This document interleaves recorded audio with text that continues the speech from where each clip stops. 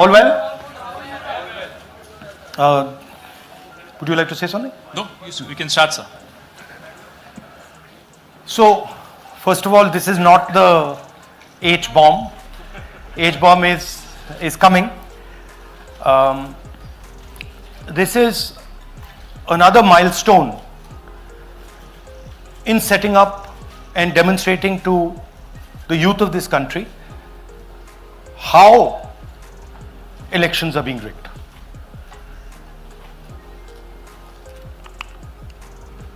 So I'm going to make a claim here, very strong claim, about CEC Gyanesh Kumar. And this is not something I'm saying lightly. I'm the leader of the opposition in the Lok Sabha. This is something I'm saying after solid proof that I'm going to show you, the youth of India, the people of India today. Proof that is black and white, absolutely clear, that the Chief Election Commissioner of India is protecting the people who have destroyed Indian democracy. I'm also going to show you the method by which votes are being added and deleted, and I'm going to show you how they are done, how that is done. In election after election, someone, some force, some group of people has been systematically targeting millions of voters for deletion across India. This is something that we've heard again and again and again. Different communities, mainly communities that are voting for the opposition, Dalits, Adivasis, minorities, OBCs, are specifically targeted.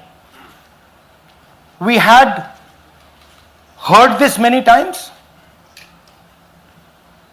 and now we found 100% proof of it. Please understand, I am not going to say anything on this stage that is not backed up by 100% proof.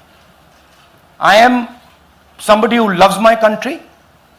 I love my constitution. I love the democratic process, and I am protecting that process.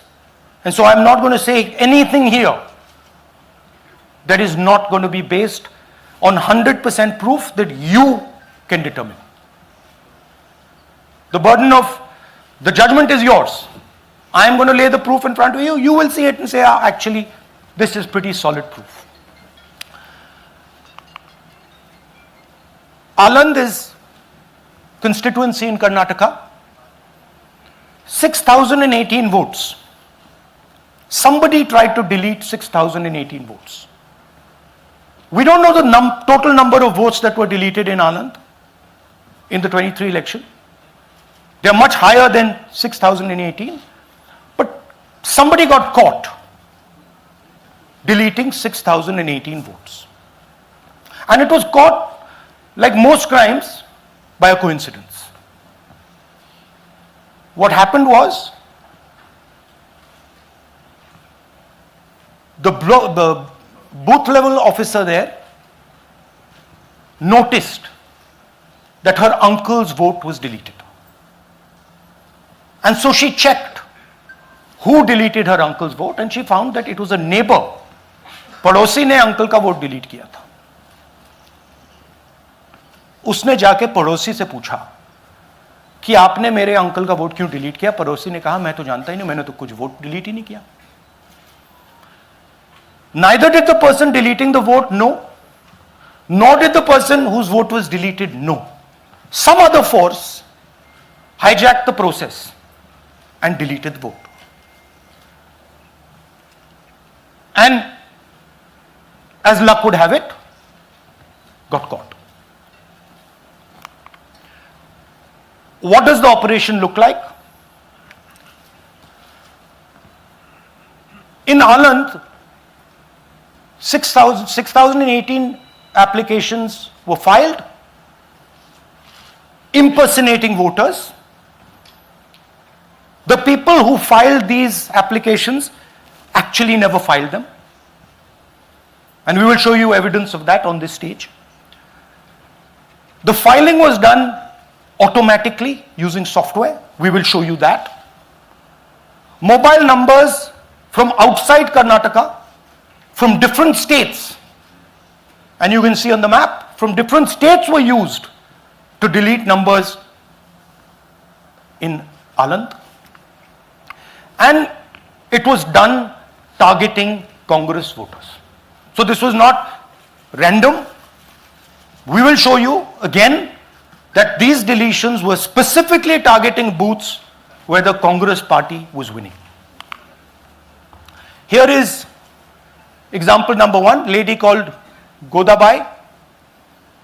Someone created fake logins, deleted 12 voters, attempted to delete because then this was stopped. Godabai, of course, has no idea. Can you show us what Godabai has to say about this? Election time ಈಗ ನಾ ಅರ್ಜಿ ಹಾಕಿಲ್ಲ, ನನಗೆ ಅದಕ್ಕೆ ಸಂಬಂಧ ಇಲ್ಲ, ಅದು ಯಾರು ಹೊಟ್ಟಿ ಕಿಚ್ಚಿ ಯಾರು ಏನ ಹಾಕ್ಯಾರ ಅನ್ನೋದು ನನಗೆ ಗೊತ್ತಾಗಿಲ್ಲ. So she has no idea. These were the cell phone numbers that were used to delete these people. These are not from Karnataka. These numbers are from different states. You can see here.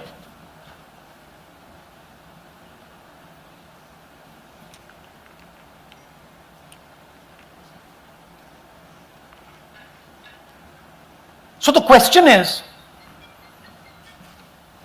whose numbers are these? How were they operated? Where were they operated from? Who generated the OTPs to disturb the process? Now these are questions that arise out of this. Here's example 2, Suryakant. This gentleman apparently deleted 12 voters in 14 minutes. He filled 12 deletion forms in 14 minutes. I'd like you to meet him. He's here. That's one of the people. That's one. Namaskar bhi aiye. Babita Chaudhary is one of the votes that he is supposed to have deleted. Aiye bhaiya. He is supposed to have deleted. This is the gentleman. ये इनका vote delete किया जा रहा था, ये कर रहे थे. इनसे आप पूछिए, बताइए. That's our candidate. हाँ, कन्नड़ा में बोलिए. ನನ್ನ ಹೆಸರು ಸೂರ್ಯಕಾಂತ್ ಗೋವಿನ. ನಾನು ಸರ್ಸಂಬ ಗ್ರಾಮದಲ್ಲಿ ಇದ್ದೆ. ನನಗೆ ನಾಲೆಜ್ ಕೇಳಿದೆ, ನನ್ನ ಹೆಸರು ಮೇಲೆ 9 ಜನರ ಲಿಸ್ಟನ್ನು ಡಿಲೀಟ್ ಮಾಡಿದ್ದಾರೆ. ಅದು ಯಾಕಂತ ಇವರು ನನಗೆ ಬಂದು ಕೇಳಿದರು, ನಮ್ಮ ಹೆಸರು ನೀವು ಯಾಕೆ ಡಿಲೀಟ್ ಮಾಡಿದ್ರಿ ಅಂತ. ಅದಕ್ಕೆ ನಾನು ನಮ್ಮ ಸಾಹೇಬ್ರಿಗೆ ಹೇಳಿದೆ, ನಾನು ಡಿಲೀಟ್ ಯಾರಿಗೂ ಮಾಡಿಲ್ಲ, ಅಪ್ಲಿಕೇಶನ್ ಕೊಟ್ಟಿಲ್ಲ, ಆದರೂ ಡಿಲೀಟ್ ಆಗ್ಯದ, ಅದು ನೋಡ್ರಿ ಅಂತ. ಹಾಗಾಗಿ ತಹಶೀಲ್ದಾರ್ಗೆ ಹೋಗಿ ಇಷ್ಟು ಕಂಪ್ಲೇಂಟ್ ಕೊಟ್ವಿ. ಮತ್ತು ಕಮಿಷ್ನರ್ ಇದು ನಮ್ಮ ಜಿಲ್ಲಾ ಎಲೆಕ್ಷನ್ಗೆ ಒಂದು ಇದಕ್ಕೆ ಕಂಪ್ಲೇಂಟ್ ಕೊಟ್ವಿ. ನನ್ನ ಹೆಸರು ಮೇಲೆ 12 ಜನರದು ಡಿಲೀಟ್ ಮಾಡಿದ್ದು ನಿಜ ಇರ್ತದೆ. थोड़ा ट्रांसलेट कर लीजिए. मेरे नाम पे 12 लोगों का नाम डिलीट किया गया है. हालांकि मुझे मालूम नहीं, मैं कभी किसी को मैसेज भेजा भी नहीं, मैं बुलाया भी नहीं. ये बबीता आके पूछने से पता चला कि मैंने मेरे फ़ोन से ऐसा मैसेज दिया, लेकिन असल में मैंने किसी को भी मैसेज नहीं किया. आप कुछ कहेंगे? नहीं, ठीक है. Thank you. Thank you. Third example, Nagaraj. 2 applications filed and submitted in 36 seconds. Please try and fill these forms and see how long it takes you. Try and fill. And I ask the youth of India, try it. Try and fill the form, 2 forms in 36 seconds. you'll see the answer to this question.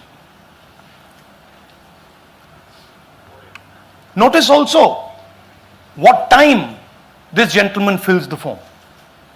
For some reason he gets up at 4:07 in the morning and suddenly fills 2 forms in 38 seconds.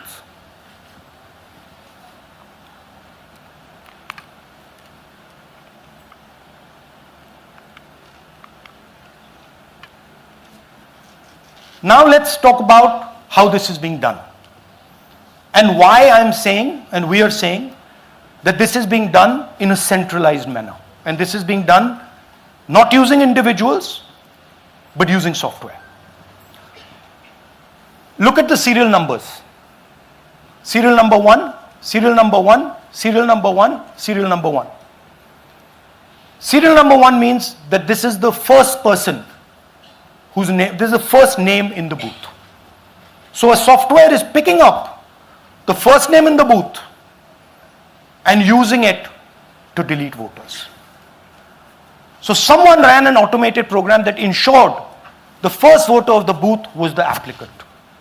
That same person got cell phones from outside the state, used them to file the applications.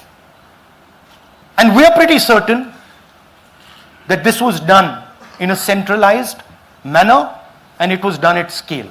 This was not done in a, at a worker level. This was done at a call center level. Okay? Targeted deletions in strong Congress booths. The top 10 booths with maximum deletions are Congress strongholds. Congress won 8 other 10 booths in 2018. This was not a coincidence. This is a planned operation. Now, let's come to why I'm making such a direct accusation about this gentleman, Gyanesh Kumar. There is an ongoing investigation on this matter in Karnataka. The CID of Karnataka has sent 18 letters in 18 months. 18 letters in 18 months to the Election Commission. And they have asked the Election Commission for some very simple facts. Number 1, give us the destination IP from where these forms were filled. Number 2, give us the device destination ports from where these applications were filed.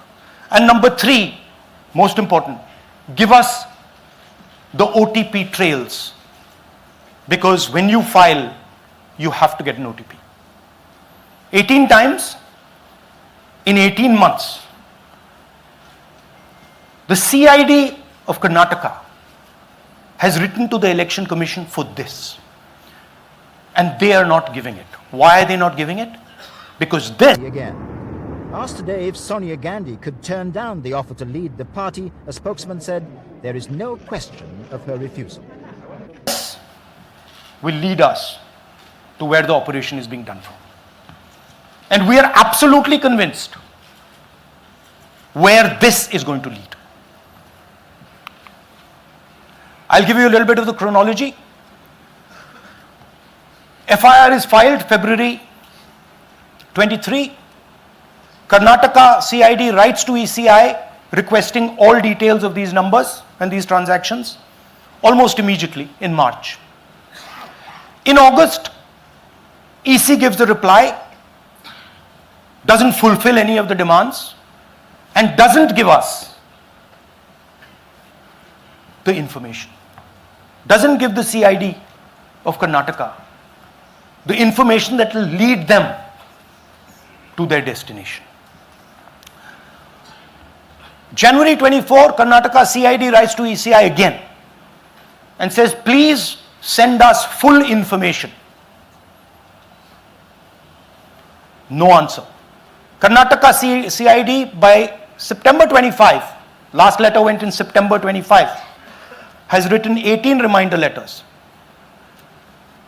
While this is going on, the CEC of Karnataka writes to the Election Commission in Delhi and says there is a matter. Please provide this information. And the CEC of Karnataka multiple times asks the Election Commission. No answer. Now this is absolute solid proof that Gyanesh Kumar is protecting the people who are doing this. This is also absolute solid proof, what I've shown you, that this is being done in a centralized way, this is being done at scale, and this is being done using large resources. Question is, who is the someone? And the answer is with the EC today. The Election Commission of India knows who is doing this. And I want every single youngster in India to know that they are attacking this. And this is your future. When they are not giving this information, they are defending the murderers of our democracy. And it is important that every youngster knows this. Your jobs, your future, your aspirations all come from this instrument. And the Chief Election Commissioner, Mr. Gyanesh Kumar, is not telling the CID of Karnataka who is doing this. This is not an isolated case. There are many such cases. Here is another one. Maharashtra, Rajora, same idea. 6,850 targeted voters added. Anand we caught deletions, Rajora we caught additions. But the basic idea is the same.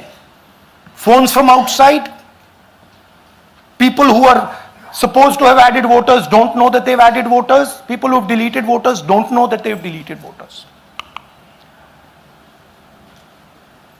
You can see, you might remember that, those names there, JW, JW, JW, JW from the last presentation.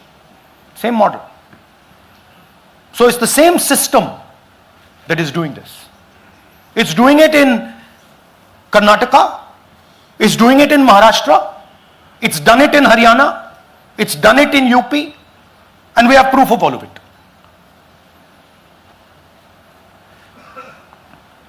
Names are being filled.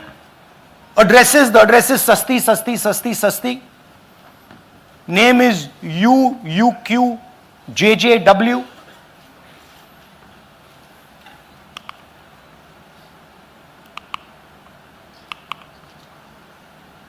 So, what are we saying here?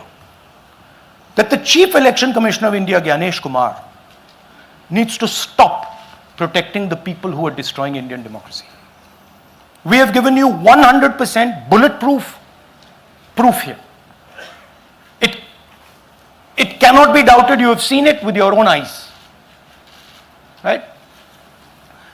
EC has to release this data of these phones, these OTPs,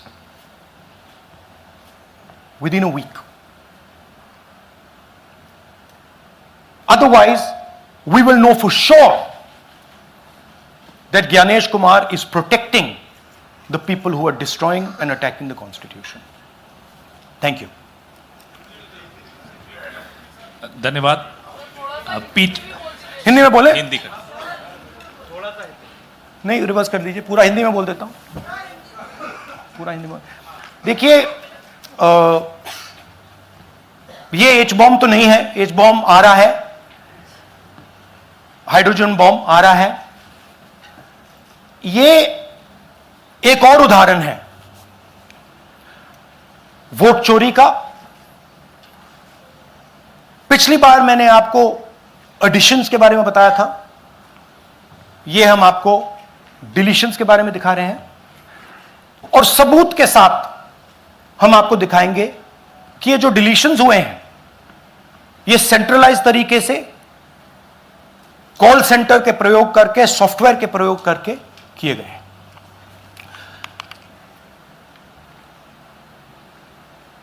हमारे पास इस presentation में जो मैंने आपको अभी दिखाया 100% सबूत है, प्रूफ है कि ज्ञानेश कुमार जी हिंदुस्तान के चीफ इलेक्शन कमिश्नर वोट चोरों की रक्षा कर रहे हैं, और यह मैं आपको अभी दिखाने जा रहा हूं।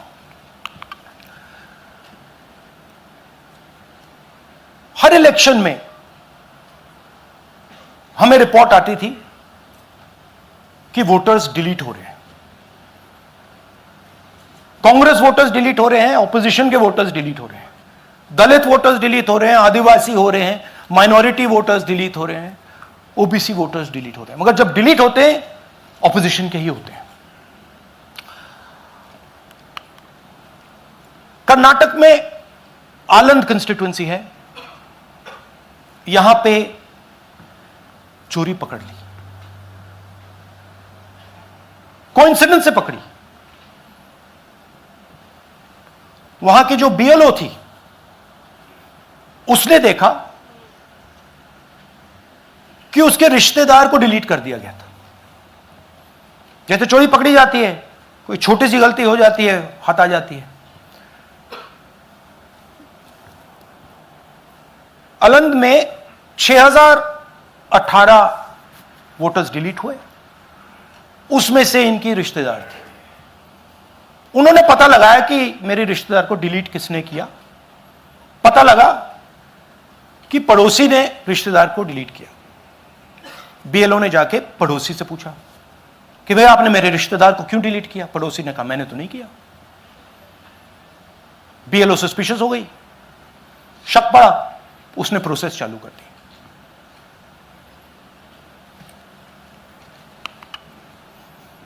पता क्या लगा कि कोई ना कोई,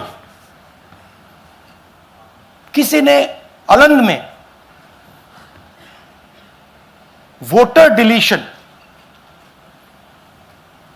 सिस्टमैटिकली ऑर्गेनाइज तरीके से, सेंट्रलाइज तरीके से किया। हमें यह नहीं मालूम कि आलंद में कितने वोटर डिलीट हुए, क्योंकि इससे बहुत ज्यादा हो सकते हैं। 6000, तकरीबन 6000 पकड़े गए, उस पर इन्वेस्टिगेशन हो गया। क्या पता लगा कि फाइलिंग ऑटोमेटिकली ऑनलाइन हो रही है। मोबाइल नंबर्स कर्नाटक के नहीं यूज हो रहे, मोबाइल नंबर्स दूसरी स्टेट्स के यूज हो रहे हैं। इनफैक्ट कर्नाटक के नंबर थे ही नहीं उसमें। मतलब आप दिल्ली में बैठे डिलीट कर रहे हो, आपका नंबर तमिलनाडु का है। आप गुड़गांव में डिलीट कर रहे हो, आपका नंबर झारखंड का है। और जब हम चेक कर रहे हैं कि भैया आपका नंबर है, तो आपका नंबर है ही नहीं, किसी और का नंबर है। और टारगेट करके कांग्रेस वोटर्स को डिलीट किया गया। ये गोदाबाई जी हैं, इनके नाम पर 12 वोटर्स डिलीट किए गए।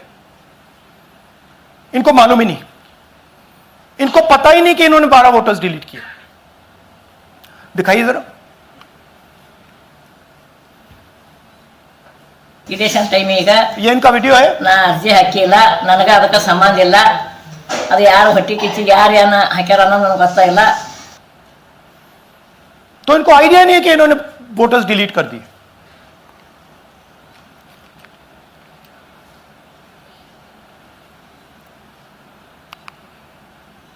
ये सारे के सारे जो नंबर्स हैं, ये कर्नाटक के नंबर्स नहीं है, ये अलग अलग स्टेट्स के नंबर्स हैं।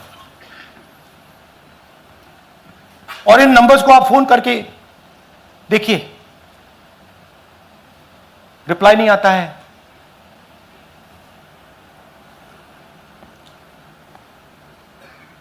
तो सवाल यह है कि किसके नंबर्स हैं, ये किसने ऑपरेट किए, जब इन्होंने ऑपरेट किए ये कहां थे, आईपी एड्रेस क्या था, ओटीपी कैसे जनरेट हुआ, कहां गया, यह सवाल है। यह दूसरा उदाहरण, सूर्यकांत जी जो अभी स्टेज पे आए थे, इन्होंने 12 वोटर्स को 14 मिनट में डिलीट कर दिया। आप फॉर्म भरने की कोशिश कीजिए, डिलीशन फॉर्म भरने की कोशिश कीजिए, देखिए। और जब हमने इनसे पूछा कि भैया आपने ये कैसे किया, वो कहते हैं मैंने तो नहीं किया, मैं तो जानता ही नहीं हूं।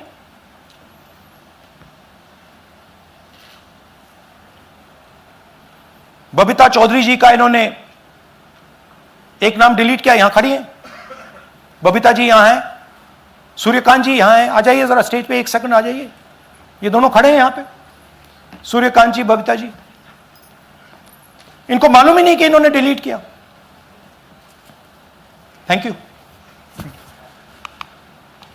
नागराज जी, इन्होंने 2 एप्लीकेशन 36 सेकंड में फाइल कर दी है। और मजे की बात देखिए, ये 4 बजे सुबह उठ के फाइल कर रहे हैं।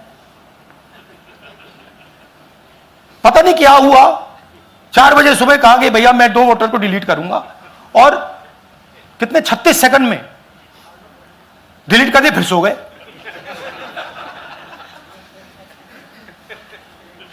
हमारी माइंड में पहले सवाल था कि क्या इलेक्शन कमीशन भी सो रहा है, मगर नहीं, सोया कोई नहीं है, जगे हुए हैं, सिस्टमैटिकली मदद हो रही है। यह देखिए दूसरी बात, जो भी डिलीट कर रहा है वोटर लिस्ट में उसका सीरियल नंबर 1 है। मतलब जो भी वोटर लिस्ट में पहले नंबर पे आता है वही डिलीट कर रहा है। 5वें नंबर वाला, 7वें नंबर वाला, 10वें वाला कोई नहीं कर रहा। तो हो क्या रहा है, सॉफ्टवेयर से यह काम किया जा रहा है। सॉफ्टवेयर प्रोग्राम कह रहा है पहला नाम निकालो और इसका प्रयोग करके डिलीट करो। टारगेटेड डिलीशंस हो रहे हैं। कांग्रेस पार्टी पर आनंद में अटैक किया। टॉप 10 बूथ्स जहां सबसे ज्यादा कांग्रेस की स्ट्रेंथ थी वहां टारगेट किया। और 2018 में पिछले इलेक्शन में 10 में से 8 बूथ कांग्रेस पार्टी जीती थी, और इन 8 में से इन्होंने 6000 लोग उड़ाने की कोशिश की। ये कोइंसिडेंस नहीं था, ये प्लान था, और ये सेंट्रलाइज तरीके से किया जा रहा है। अब मैंने बहुत बड़ी बात बोली, चीफ इलेक्शन कमीशन के बारे में मैंने बोला कि यह व्यक्ति वोट चोरों की रक्षा कर रहा है। जो भी मैं यहां बोल रहा हूं 100% प्रूफ के साथ, सबूत के साथ बोल रहा हूं। और मैं अभी आपको दिखाना चाहता हूं कि मैं ये शब्द क्यों बोल रहा हूं और किस बेसिस पे बोल रहा हूं। आपको अपनी आंखों से यह दिखेगा। कर्नाटका सीआईडी ने केस चालू किया कि वोटर कौन है, ये फोन किसके हैं, ये आईपी एड्रेस क्या है, ओटीपी कहां गया, इन चीजों के बारे में इन्वेस्टिगेशन शुरू होती है। कर्नाटक सीआईडी ने हिंदुस्तान के इलेक्शन कमीशन को 18 चिट्ठियां लिखी हैं। हमें आप ये इंफॉर्मेशन दीजिए, बिल्कुल क्लियर है, डेस्टिनेशन आईपी दीजिए, डिवाइस डेस्टिनेशन पोर्ट दीजिए, ओटीपी ट्रेल्स दीजिए, फोन नंबर्स दीजिए, फोन नंबर्स के मालिकों के नाम दीजिए। क्लियरली पूछा है, नो आंसर। 18 चिट्ठी CID Karnataka, no answer from chief election commissioner, no answer from election commission. Timeline देखिए,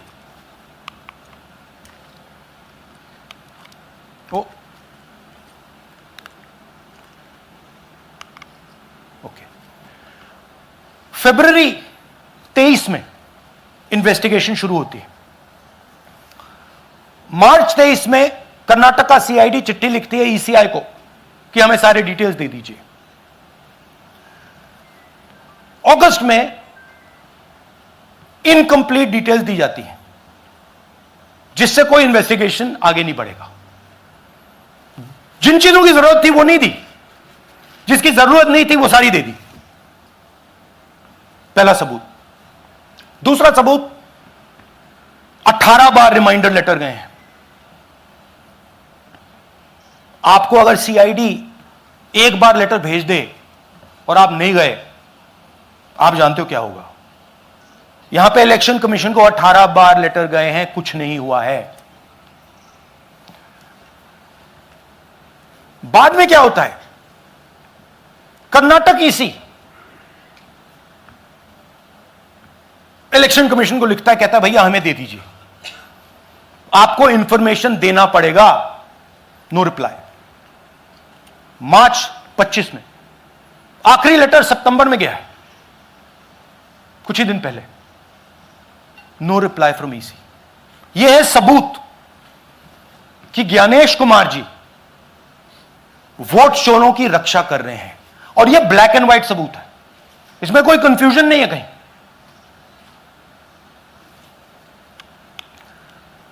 तो सवाल उठता है, ये है कौन जो सेंट्रलाइज तरीके से कॉल सेंटर के प्रयोग से, सॉफ्टवेयर से अलग अलग प्रदेशों में वोट डिलीट कर रहे हैं, ऐड कर रहे हैं। इलेक्शन कमीशन जानता है, ज्ञानेश कुमार जी जानते हैं। अच्छा, ये सिर्फ आनंद में नहीं हुआ, ये अलग अलग कंस्टिट्यूएंसीज में हुआ है। आनंद में लीगल प्रोसेस चालू हो गई, पकड़ लिया। यहां महाराष्ट्र में उसी मोडस ऑपरेंडी से, उसी सिस्टम से यहां पे वोट ऐड हुए हैं। आनंद में डिलीट, रजौरा में एडिशन, 6850। आपको याद होगा पिछले प्रेजेंटेशन में मैंने आपको नाम दिखाए थे, ये देखिए वही नाम यहां है। वही सिस्टम महाराष्ट्र में चल रहा है जो कर्नाटक में चल रहा था। नाम वैसे ही है, JW, पता वैसा है, JW, नाम यू जैसे किसी ने टाइप करके लगा दिया। तो जो ये काम कर रहा है, ये उत्तर प्रदेश में, हरियाणा में, बिहार में, कर्नाटक में, महाराष्ट्र में वही कर रहा है।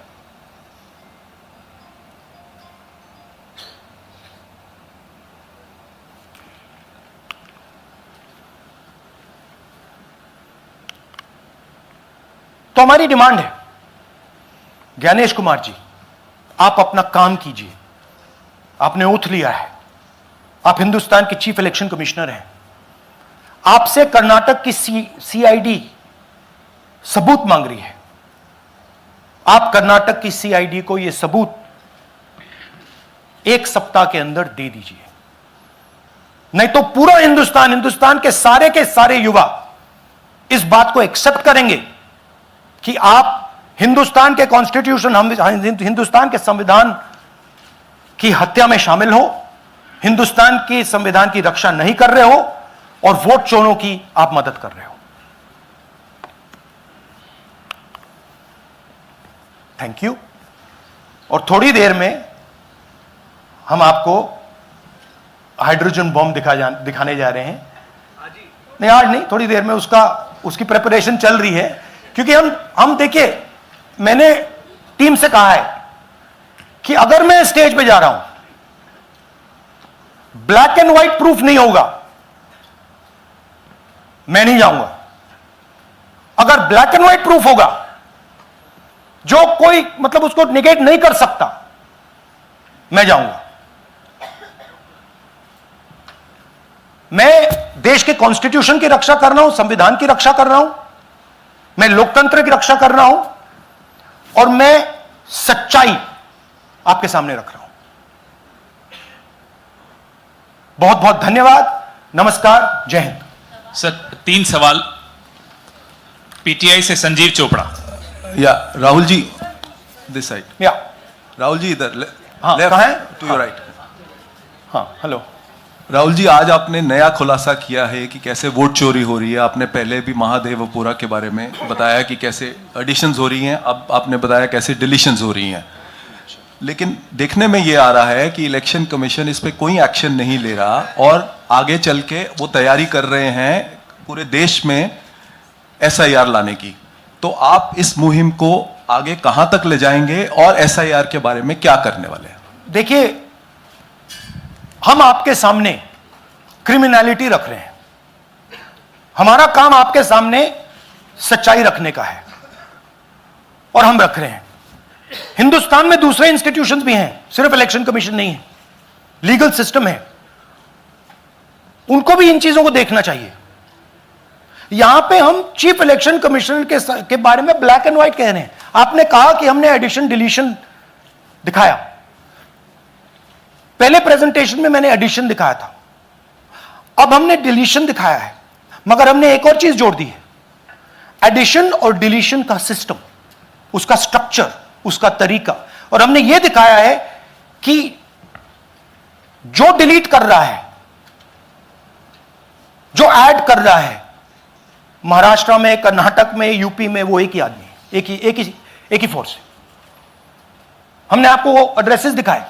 Same system is being used in Maharashtra, is being used in Karnataka, is being used in Uttar Pradesh, is being used in Haryana. Same people are doing it. Say Siddharth, ANI। Sir, this side, sir.